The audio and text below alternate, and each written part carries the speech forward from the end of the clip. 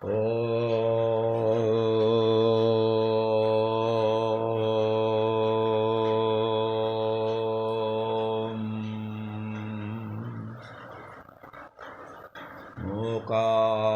करोति वाचालं पङ्गुं लङ्घयते गिरिं यत्कृपातमहं वन्दे परमानन्दमाधवम्।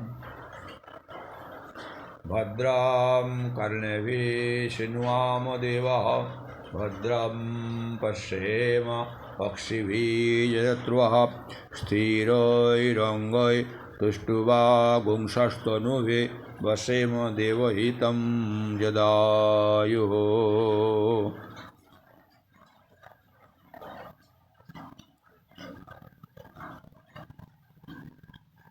भगवान श्री कृष्ण অর্জুনকে যে কর্ম সম্বন্ধে উপদেশ দিচ্ছেন, তিনি বলছেন, হে অর্জুন, তুমি কর্মতত্ত্ব না বুঝেই কর্ম করছো। তুমি কর্ম ত্যাগ করে বসে আছো, ভাবছো আমার কর্মশূন্যতা হলো, তো তা কর্মশূন্যতা নয়। গহনা কর্মণ গতি, কর্মের গতি অতি গহন।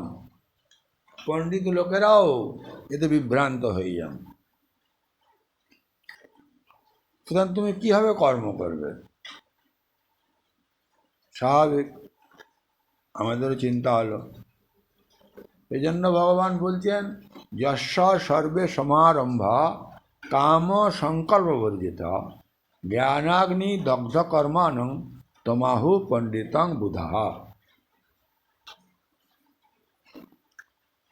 বলছে, যখন কর্ম আরম্ভ করা হয় বা সর্বে সমারম্ভ, সকল কিছু কর্ম যখন আরম্ভ করা হয় এবং যার সকল চেষ্টা, এই কর্মের চেষ্টা কাম এবং সংকল্প বর্জিত, এবং যাহার কর্ম এই জ্ঞানাগ্নি দ্বারা দগ্ধ, তাকে জ্ঞানীগণ পণ্ডিত বলছেন। কি হলো না, যখন কর্ম আরম্ভ করবে, কীভাবে কর্মটা তুমি আরম্ভ করবে?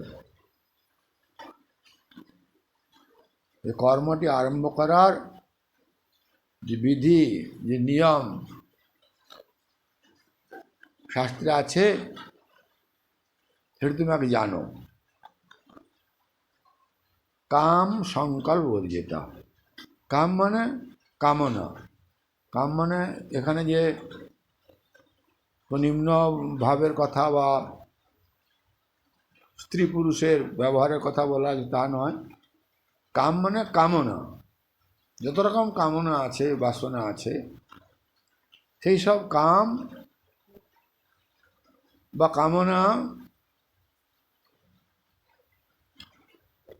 বর্জন করতে হবে। কোনো কামনা বাসনা নিয়ে কর্ম করা যাবে না। এবং সংকল্প বর্জিতা বলছে।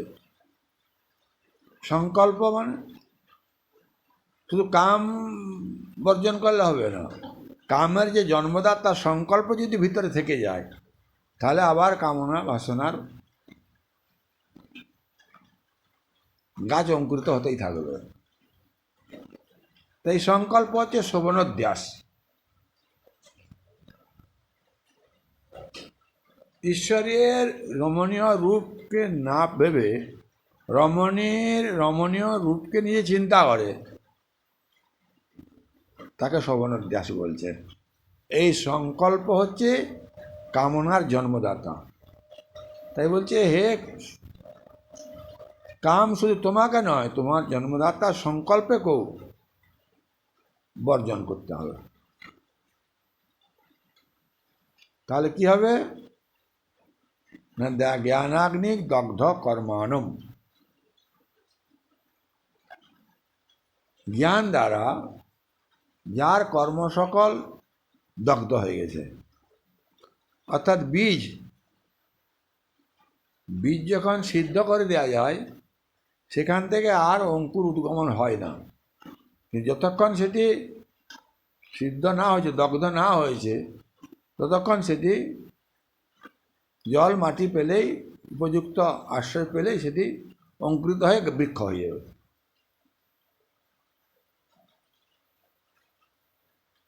তাই দগ্ধ কর্মাণম। তাহলে কর্ম দগ্ধ হয়ে কি হচ্ছে? কর্মের ফল দগ্ধ হয়ে যাচ্ছে।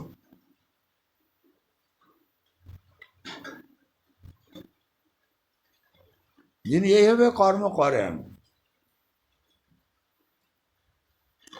অর্থাৎ এখানে শুধু কাম আর সংকল্প বর্জিত, অর্থাৎ কর্ম লোকহিতার্থে করা হয়, আবার নিজের জীবন নির্বাহের জন্য করা হয়, দুভাবে ভগবান বলেছেন। তো কাম এবং তার তার সংকল্প ভাব হলে কি হয়?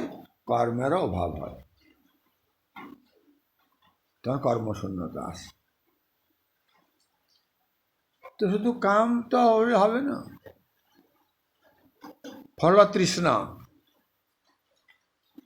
মানুষ কর্ম করে কিসের জন্য? ফলের আশায় কর্ম করে। মানুষ ফলের আশায় কর্ম করে, নাহলে সে কর্ম করবে না। বিবেকানন্দকে জিজ্ঞাসা করছিল আমেরিকায়, আপনি বলছেন নিষ্কামভাবে কীভাবে কর্ম হয়? সে তো হতে পারে না। তখন তিনি তাদের বুঝিয়েছিলেন যে তোমাদের যে কর্ম ফলের আশা দিয়ে করছো সে নিকৃষ্ট। যারা ফলের আশা না করে কর্ম করে সেই কর্ম হচ্ছে উৎকৃষ্ট। সেভাবে কর্ম করা যায় এমন ব্যক্তি আছেন। তাহলে ফল তৃষ্ণা ত্যাগ করে এবং সংকল্প অর্থাৎ কর্তৃত্বাভিমান। সাধারণ মানুষ কর্ম করে বলে আমি এটা করেছি, আমি এটা করব, আমি এটা আগে করেছি, আমার দ্বারাই হয়েছে ইত্যাদিভাবে বলতে থাকেন। কেন না? তারা ফলে আশায় করেন আর কর্তৃত্বাভিমান থাকে তাদের ভিতরে, অহংকার বোধ থাকে, তাই সেটা কর্ম হয় না এবং সেটা বিহিত কর্ম হয় না। তাই ফলতৃষ্ণা রহিত এবং কর্তৃত্বাভিমান রহিত যে কর্ম, সেই বিহিত কর্ম এবং তাই কর্মশূন্যতা। সাধারণ মানুষ যেভাবে কর্ম করে,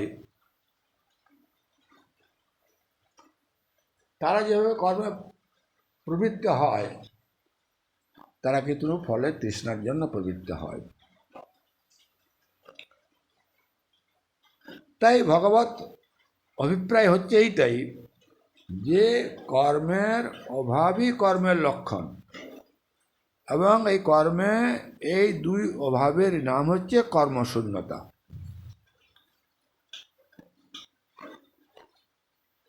তা নাহলে নিষ্কাম কর্ম বলে কোনো শব্দ থাকতো না। যেহেতু নিষ্কাম কর্ম বলে একটি শব্দ রয়েছে, তাই সেই নিষ্কাম কর্ম হচ্ছে কর্ম করবে কিন্তু কর্মের ফলের প্রতি তৃষ্ণা থাকবে না, কোনো কর্তৃত্বাভিমান থাকবে না, এবং সে নিজের জন্যও করবে না, জগতের কল্যাণের জন্য করবে। এবং সেইটি তখন কি হবে? কর্মে অকর্ম, অকর্মে কর্মদর্শন হয়ে যাবে।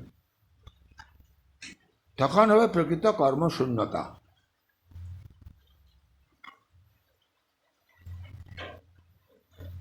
ভগবানের তক্তা কর্ম ফলাসঙ্গম নিত্য তৃপ্ত নিরাশ্রয় কর্মণি অভিপ্রবৃত্তয়পি নৈব কিঞ্চিত করোতি সা।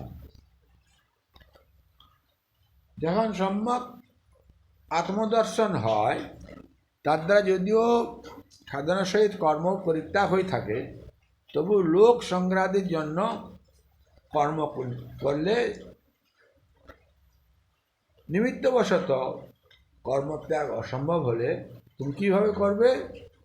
না, সেই জ্ঞান দ্বারা কর্ম ফলাশক্তি বর্জনপূর্বক এবং সর্বদা ইন্দ্রিয় বিষয়ে অর্থাৎ চক্ষুকর্ণ নাসিকা জিহ্বা ত্বক, এই যে জ্ঞান কর্ম ইন্দ্রিয়গুলি আছে, শব্দ স্পর্শ রূপ রস গন্ধের প্রতি যে সদা সে আকর্ষিত, সেই ফলাকাঙ্ক্ষা রহিত। ঈশ্বর আমাদের ইন্দ্রিয়কে সামনে রেখেছেন, তার সামনে রেখেছেন বিষয়গুলি, স্বাভাবিক তার দিকে আকৃষ্ট হয় সাধারণ মানুষের। কিন্তু যিনি জ্ঞানী তিনি কি করেছেন না, তার সমস্ত ইন্দ্রিয় বিষয়গুলিতে আকাঙ্ক্ষা শূন্য হয়ে গেছেন। তিনি সদা সন্তুষ্ট, সদা তৃপ্ত, তার মনে কোনো ইষ্ট অনিষ্ট, সিদ্ধি অসিদ্ধি, লাভ ক্ষতি এসবের কোনো কিছু নাই। সমসত্য উচ্চ মিথ্যথা মান অপমানয়, সবেতে সে তৃপ্ত, তার অতৃপ্তি কিছুতে নাই, সদা তৃপ্ত। এবং তিনি নিরলম্বন। নিরলম্বন বলতে ঈশ্বর ব্যতীত আর কোনো বিষয় তিনি অবলম্বন করেন না, আর কোনো বিষয় তিনি দৃষ্টাদৃষ্ট জগতের বস্তুতে তিনি উপায়রহিত, এবং তিনি ঈশ্বর ব্যতীত অন্য কোনো বিষয় অবলম্বন কখনো করেন, তাই কিন্তু নিরলম্বন। তাই এইসব আত্মবিষয়ক জ্ঞান যখন উৎপন্ন হয়, তখন সে আত্মগণিত দ্বারা কি হয়, সর্বকর্ম ত্যাগ করেও জ্ঞাননিষ্ঠ ব্যক্তি মুক্ত হয়ে যান।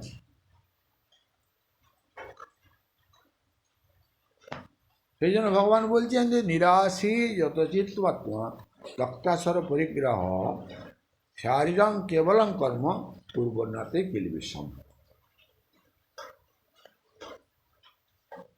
যার সমস্ত কিছু কামনা শূন্য, অর্থাৎ যিনি কামনা শূন্য, এবং যার অন্তঃকরণ মন বুদ্ধি চিত্ত অহংকার, এই যে অন্তঃকরণ এবং এই যে দেহান্দ্রিয় সংঘাত, একে যিনি সংযত করেছেন, সর্বদান সংযম মনোহৃদ নিরুদ্ধ, যে সর্বদ্বারকে নিরুদ্ধ করে মনকে হৃদয় স্থাপন করে রেখেছেন। যত চিত্তাত্ম, এবং তিনি সর্বপরিগ্রহ তক্তে, অর্থাৎ তিনি কারো কাছে পরিগ্রহ করেন না, কোনো জিনিসের আশা করেন না, ফলে তিনি কোনো ভোগ্যবস্তুর আকাঙ্ক্ষা করেন না, ভোগ্যবস্তু আকাঙ্ক্ষা ত্যাগী, এবং কেবল অভিমানহীন, তার ভিতরে কোনো অভিমান নেই, কোনো অহংকার নেই, অভিমানহীন। এই শরীর মাত্র শুধু কর্মচেষ্টা, বাহ্য কর্মচেষ্টা করলেও তিনি ইষ্ট অনিষ্ট, পাপ পুণ্য এসব প্রাপ্ত হন না। এবং এইভাবে যারা জ্ঞানী সন্ন্যাসী, তারা সদা মুক্ত হয়ে যান, এবং তারা ভগবানের অভিপ্রায় বুঝে, সেই কর্মতত্ত্ব বুঝে তারা কর্মটি করেন। সেই কর্মের তারা যখন তারা সেই স্থানে উপস্থিত হন, সেই জ্ঞান নিষ্ঠার দ্বারা সেখানে উপস্থিত হন, যে যখন আত্মা সম্পূর্ণ নিষ্ক্রিয় এবং নির্বিকার অবস্থায় থাকেন, সেখানে সম্পূর্ণ কর্মের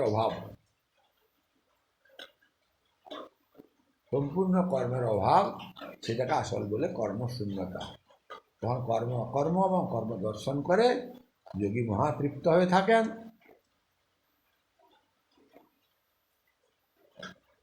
এবং কর্মের কোনো ফল হয় না বলে তার পুনর্জন্ম মধ্যে বুঝতেছে, পাপ পুণ্যের কোনো ভাগী হন। এভাবে ভগবান অর্জুনকে বুঝালেন যে দেখো অর্জুন, তুমি যে ভাবছো কর্ম ত্যাগ করে বসে আছো, আমার কর্মশূন্যতা হয়ে গেছে, কিন্তু না। তৃতীয় বলছে ন কর্ম না অনারম্ভাত নৈষ্কর্ম, তুমি কর্ম এখন আসল কর্ম নিত্যকর্ম আরম্ভই করনি, তোমার চিত্তশুদ্ধি হয়নি, তুমি জ্ঞান কর্ম সম্বন্ধে কোনো জ্ঞান এখনও লাভ করতে পারো না। কীভাবে তুমি কর্ম করবে, কীভাবে কর্ম করলে কর্মের ফল হয় না।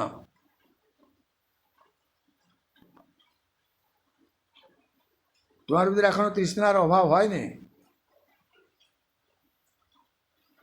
তোমার এক দুর্বলতা ঢুকেছে, ভ্রান্তি হয়েছে।